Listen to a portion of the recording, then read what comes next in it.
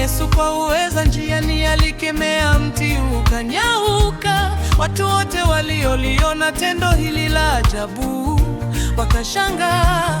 Vile vile alikemea dhoruba, bahari katulia. Pia aliwaponya wagonjwa na kuwafufua wafu.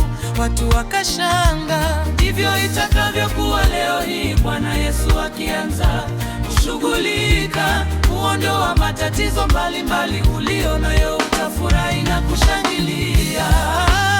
Yesu ni muweza. Yesu ni muweza. Ni muweza, aweza yote. Yesu ni muweza. Yesu ni muweza. Yesu ni muweza. Ni muweza, aweza yote.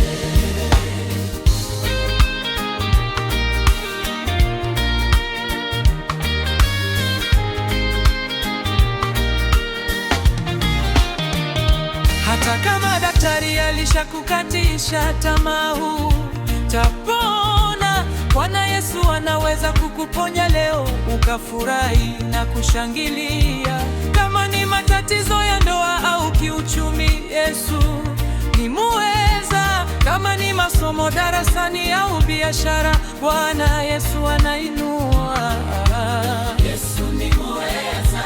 Yesu ni muweza. Ni muweza, aweza yote. Yesu ni muweza. Yesu ni muweza. Ni muweza, aweza yote.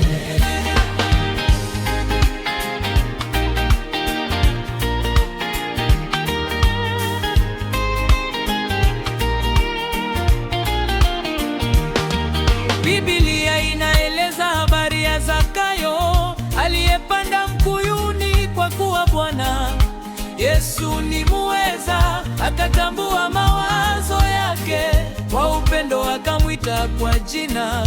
Zakayo shuka, akashuka.